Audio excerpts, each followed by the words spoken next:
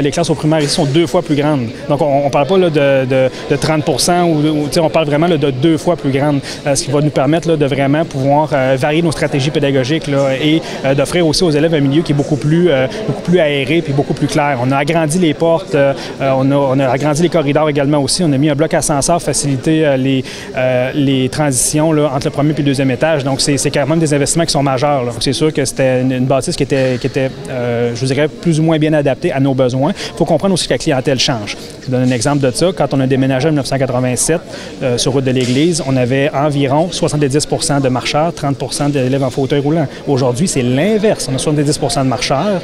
De 70 de fauteuils roulants, et 30 de marcheurs. Donc, il faut comprendre que la clientèle évolue et lorsque la clientèle évolue, les besoins évoluent également aussi. On est en 2017, nos élèves peuvent avoir des fauteuils roulants électriques, fauteuils roulants manuels, des marchettes, des tricycles, donc l'équipement est omniprésent également aussi. Donc, d'avoir les espaces permet d'exploiter les équipements de façon optimale. Une école extraordinaire pour des élèves qui ont de grands besoins particuliers. Moi, c'est une autre occasion pour moi de répéter que la réussite scolaire, la réussite éducative, c'est pour tout le monde. Il faut faire débloquer ces projets-là.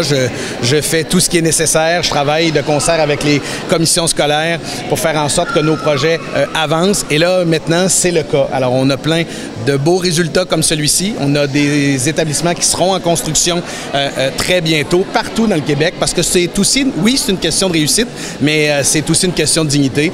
Moi, je pense que ça nous prend des établissements qui sont adéquats, de beaux établissements, des endroits où on se sent bien. Ce sont des milieux de vie pour eux jusqu'à 21 ans, il faut le rappeler. Alors moi, je suis extrêmement sensible à cette condition et à leur capacité de réussir.